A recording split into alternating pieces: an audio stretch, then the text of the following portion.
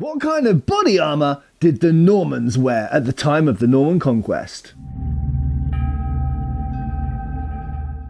Hi folks, Matt Eaton here, Scholar Gladiatoria, and I think most people have a rough idea in their heads what the Normans looked like from the famous Bayeux Tapestry. Now, it must be said before we get into this question that the Bayeux Tapestry is the primary source, and really almost the only source, that we've got to answer this specific question, and that is, what type of armour did the Normans, and for that fact the Anglo-Saxons, I'll come back to that in a second, the English, what did the English and the Normans wear at the Battle of Hastings in 1066? Now, clearly, armour develops. So the armour that the Normans or the Anglo-Saxons were wearing, let's say in 1040 or 1050, is not necessarily the same as they were wearing in 1066. So why is the Bayeux Tapestry such a good source? Quite simply because it was commissioned by his brother for William the Conqueror, William the Bastard, William of Normandy, in the 1070s, so about 10 years after the Battle of Hastings. So it is really close to period. It was made in England, so it's very correct for geography, and it was commissioned by Normans for Normans in England. So it is, without comparison, the best artistic, or really any other source, we'll talk about written sources in a second, it is the best source we have for what arms and armour the Normans were using at the time of the Battle of Hastings. So what was their armour like, and why isn't this necessarily as simple a question to answer as you might think? Well, first up, I'm going to dispense with the shield. Most people know that these teardrop shaped shields were famously used by the Normans, and we see them throughout the Bayeux Tapestry. But they're not the only shields we actually see in there. We also see circular shields worn, carried rather, as well, that possibly were conical, although that might be to do with the artistic style. It's difficult to say. I think most people these days, and I do prescribe to this theory, believe that the Franks were using forms of conical or convex shields in what's now France. And I'm pretty sure that the Anglo-Saxons were as well, for a number of reasons, and these do seem to be implied on the Bayeux Tapestry. But shields aside, we're not looking at shields today, we're looking at body armour. So quite simply, if we look at the Bayeux Tapestry, we see certain things in the armour which is a little bit unusual, a little bit odd. Well, to begin with, I'm going to dispense with this helmet, which is modelled on an 11th century example in a museum. Incidentally, I have two helmets featured in this video, and they have both been donated to the channel by the Night Shop, very kindly to them. So kudos to them for helping the channel out. These helmets have been very useful for these videos. Now, the first thing we're going to look at is body armour. Okay, so most people will immediately answer, well, the Normans, the Anglo-Saxons, the Vikings, everyone else in this period wore the chainmail shirt, aka a byrnie or a hauberk. Now, that being said, within reenactment, within recreations of art, and within, if you go out to buy mail, if you want to buy some genuine riveted chainmail like this, then what you will find are shirts. Now, all of these shirts have a similar feature in that they have sleeves that come down to about mid-bicep, sometimes a bit longer, and you can, of course, get long-sleeved ones that come all the way down to the wrists. And they come in a variety of lengths, but usually they come down to about the knees or mid-thigh, and they are open at the bottom, and you put them on like a sweater or a jumper or a big shirt that doesn't have any buttoning up the front. Okay, so like a giant t-shirt essentially. Now, one of the problems is when we look at the Bayeux Tapestry, this doesn't actually seem to be what they're wearing. Okay, the first problem we've got with this is if we look very clearly at the legs of the Normans and the English, aka Anglo-Saxons, then you will see that actually their legs appear to be secured around their legs, a little bit like what were known in the 80s when I was a kid as knickerbockers, but basically like pantaloons or trousers that seem to finish around the knee height. Now, many people over the years that I've encountered with go, oh, that's just an artistic convention to show a split in the bottom of the shirt. It isn't. Okay. Now, bear in mind, the Bayeux Tapestry is exactly made by the people in the right time for the right clients. It should show armour that looks like the armour that was being worn in England and Normandy at that time. And we can clearly see that these have tubular leg hugging elements to them. It is not an open shirt. So if you look at most representations of Vikings, or indeed of Anglo-Saxons, they will be wearing a shirt very much like this one, which just has an open bottom, open skirt essentially at the bottom. And that doesn't seem to be what's shown in the Bayeux Tapestry. In fact, I don't think any of the representations of male shirts in the Bayeux Tapestry show that on either side of any status. So the first thing is these legs. So we've got to deal with that. We've got to say, okay, if the Bayeux Tapestry is our primary and really only reliable source for English/Norman armour at this specific period, then we have to kind of absorb the fact that, okay, they've got some kind of leg construction. Moreover, we can see around these tubular constructions for the legs, at the bottom are sort of bands. Now those bands might be leather or fabric edging. They might be different coloured rings, so they could be supposed to be representing copper or brass rings rather than iron rings. We don't really know. I tend to go with the edging theory. To me, they look like leather or fabric edging, and they clearly go around each leg. Whether a person's on a horse or on foot, that's what they have. So now if you look at the sleeves very clearly come down pretty much universally to elbow height. Okay, so we've got a male defence and male armour, Byrnie, hauberk, that comes down to the knees, around each leg, and it comes down the arms, down to each elbow. Now, if we look what's beyond those, that might give us some clue as to what's being worn under the male shirt. Now, over the years on the internet and in books, people have pointed out that male really works very well when it's put over a padded garment. Is there any evidence that the Normans or the contemporary English Anglo-Saxons were wearing a padded garment underneath? Not really. We've got the same problems that Roman historians have with the subarmalis underneath the lorica hamata or lorica segmentata or squamata.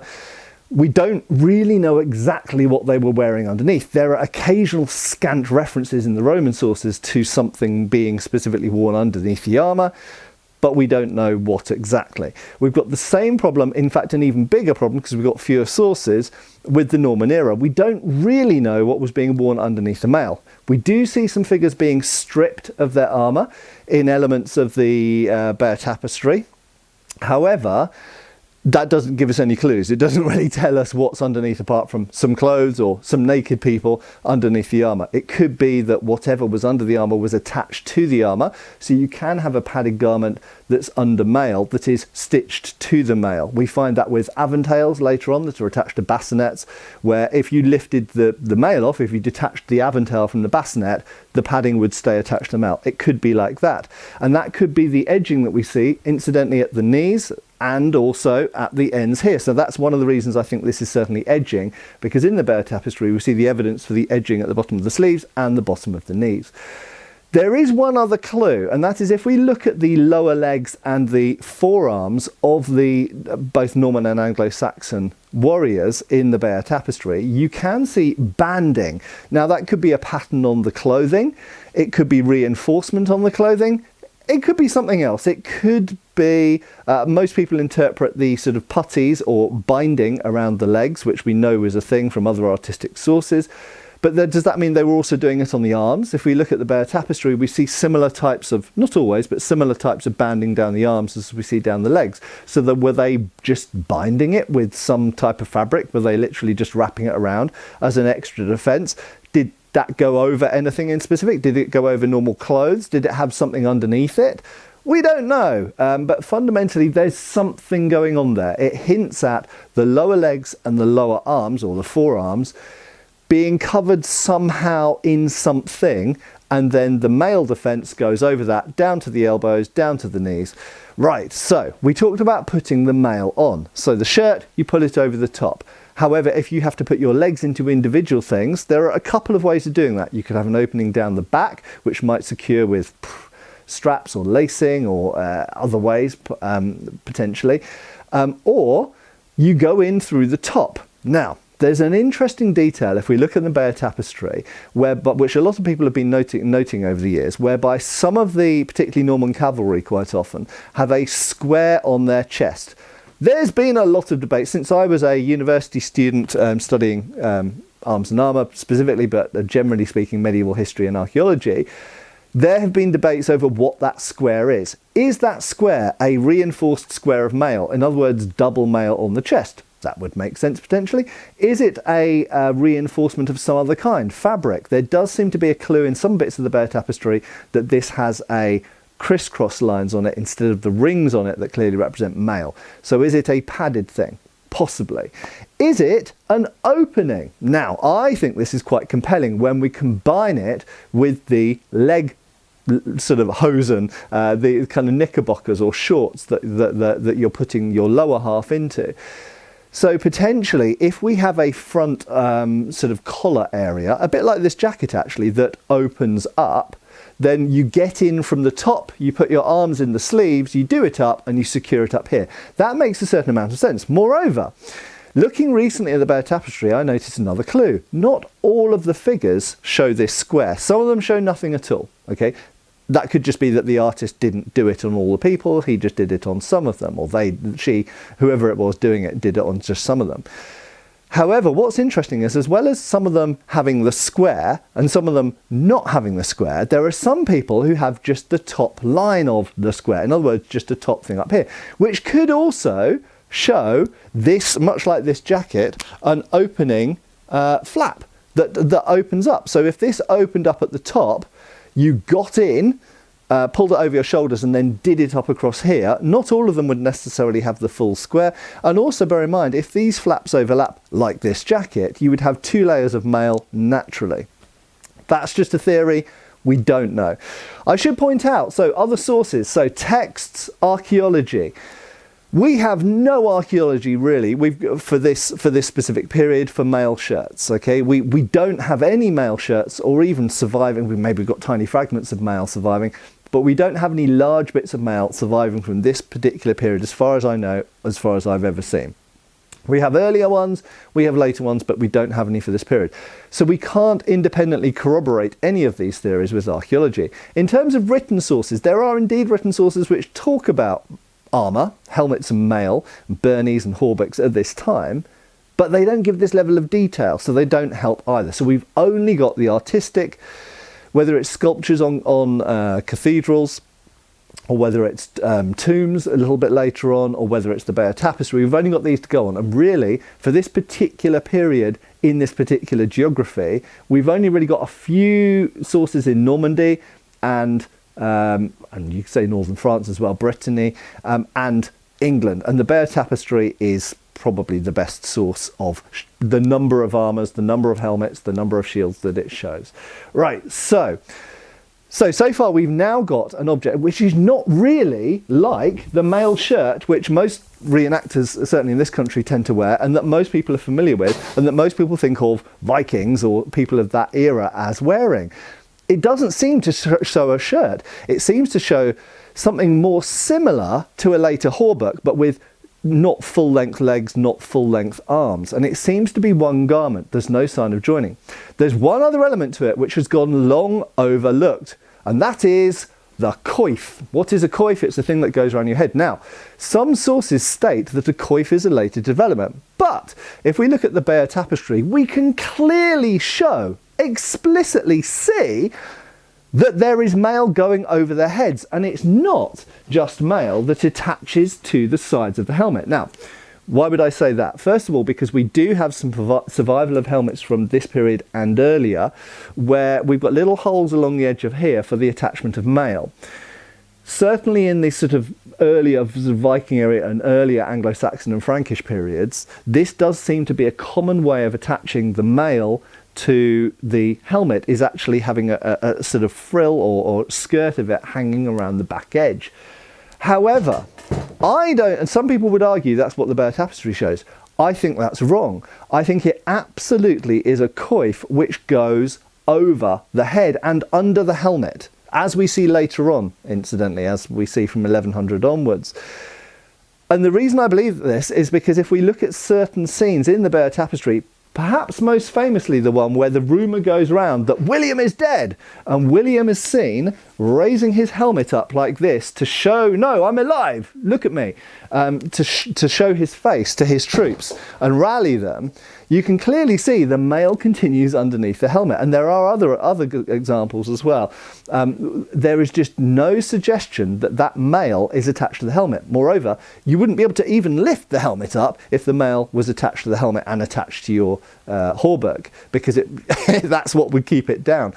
So they must be worn, much like these, with a separate chin strap of some kind, I would imagine, either under or over the mail coif to keep them on, and you must be able to move these independently. We can see explicitly, remember this is a genuine English made for Norman nobles source from the 1070s, only a decade later, or even just several years later than the Battle of Hastings. We can explicitly see that the coif goes over the head, underneath the helmet, and appears to be attached to the hauberk or byrnie.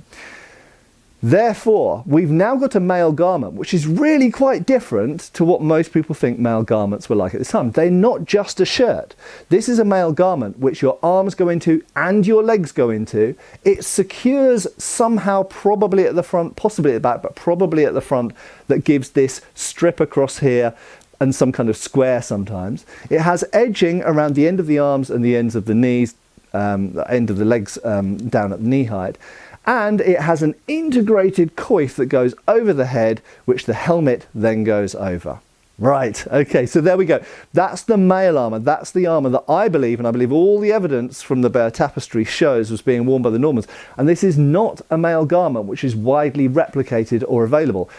As far as I know, you can't go online right now and buy a replica of the Battle of Hastings Bayeux Tapestry type mail armour. You can buy shirts, but that's not correct according to the Bayeux Tapestry. Right, finally, in terms of armour, so we've talked about the mail shirt, we've talked about possibly what went under the mail shirt, whether it was just clothes or whether there was some type of subalmalis, so perhaps some kind of layered linen thing, we don't know. Maybe the arms and legs were bound somehow, there's some evidence in the art for that. Finally, helmets. So most people know roughly what a Norman helmet looks like. It's sort of conical with a nasal. But one thing worth mentioning is in this period we do have archaeological evidence as well, because we've got surviving helmets from this period, and of course we've got the art, not just the Bayeux Tapestry but also continental art as well. And it's very clear that helmets in this period were essentially made in a variety of ways. They could either at one end of the spectrum be made of entirely one piece, like this, where the whole helmet bowl was raised out of one piece of iron and a nasal was forged out of that. Additionally to that, sometimes the helmet bowl was forged out of one piece and an applied, sometimes edge, and an applied nasal was added on.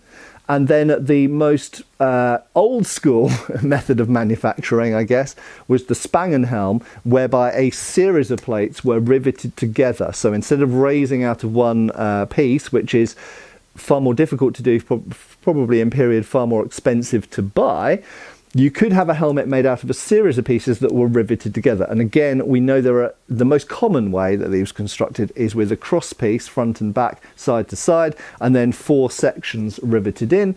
But sometimes the sections were riveted to each other, and sometimes they had a different number of sections and bars. But generally speaking, according to the art, and certainly as far as the Bayeux Tapestry, it seems like some of what's shown are Spangenhelm with bars going front and sideways with sections, and some of them probably are one-piece forged constructions like this. Right, so I hope that's been useful, and really I think the big headline here to take away is helmets are more or less as you expected. I think what goes under the armour, don't think about big bits of padding and gambesons and things like that. That's incorrect for this period.